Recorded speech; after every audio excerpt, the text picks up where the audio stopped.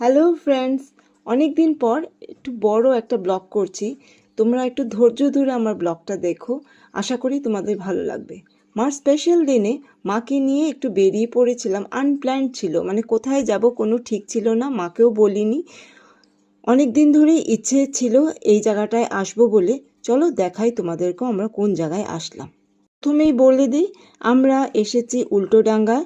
উল্টোডাঙ্গা থেকে টোটো নিয়ে আমরা এসেছি গৌরীবাড়িতে। গৌরীবাড়িতে নেমেই ডান দিকে আমরা টার্ন করছি।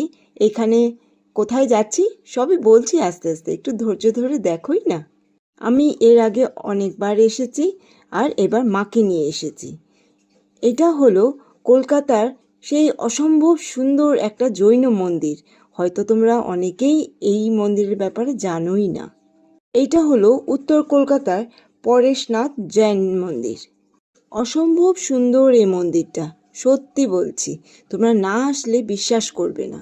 এখানে এত সুন্দর মন্দির যে কলকাতার মধ্যে একদম কাছাকাছি আমাদের।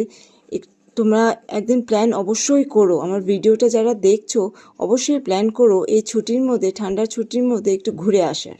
এই মন্দিরের ভিতরে দুটো বড় বড় জলাশয় আছে, যেটার জন্য এই মন্দিরের সৌন্দর্যটা আরো বেড়ে গেছে।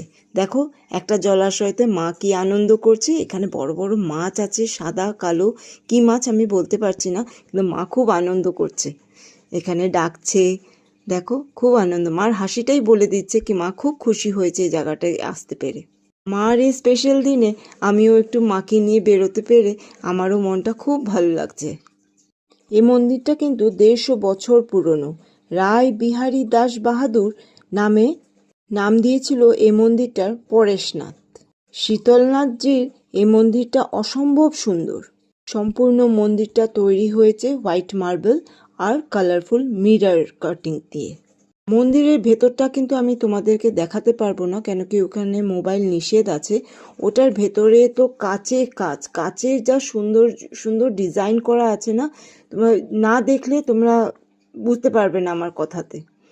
বাইরে দেখো, পাথরগুলো দিয়ে কি সুন্দর করে বাগানগুলোকে ডিজাইন করা।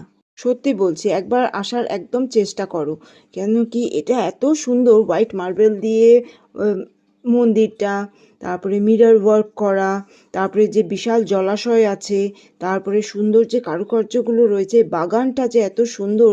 আর এইটা এই মন্দিরকে খুব আকর্ষণীয় আর মনোরম করেও তুলেছে।